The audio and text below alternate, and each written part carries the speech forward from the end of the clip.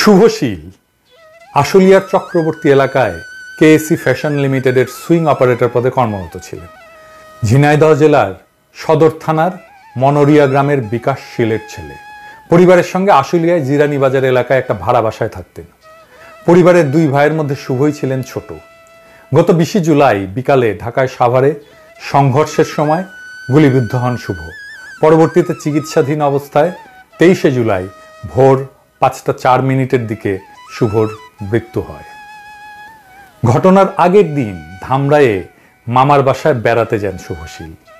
পরদিন 20 জুলাই শনিবার বিকাল 4টা নাগাদ মামার বাসা থেকে বের হয়ে আশুলিয়ার জিরানির নিজের বাসার উদ্দেশ্যে রওনা হন শুভ।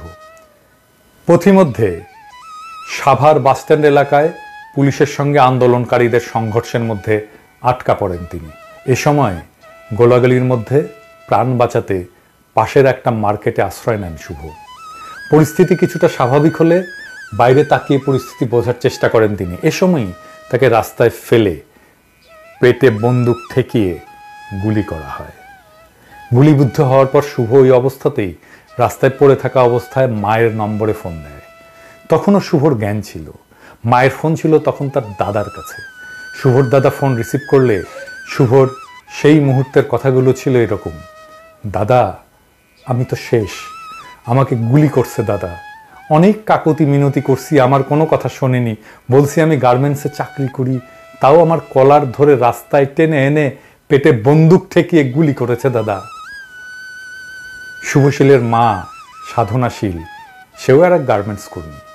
তিনি হাসপাতালে শুভর সাথে তার শেষ কথাগুলো এভাবেই বলেন: হাসপাতালে গিয়ে দেখি আমার বাচ্চাটা বেডে পড়ে কাতরাচ্ছে, কান্দা কান্দা কয়, মা আমি আর বাঁচব না।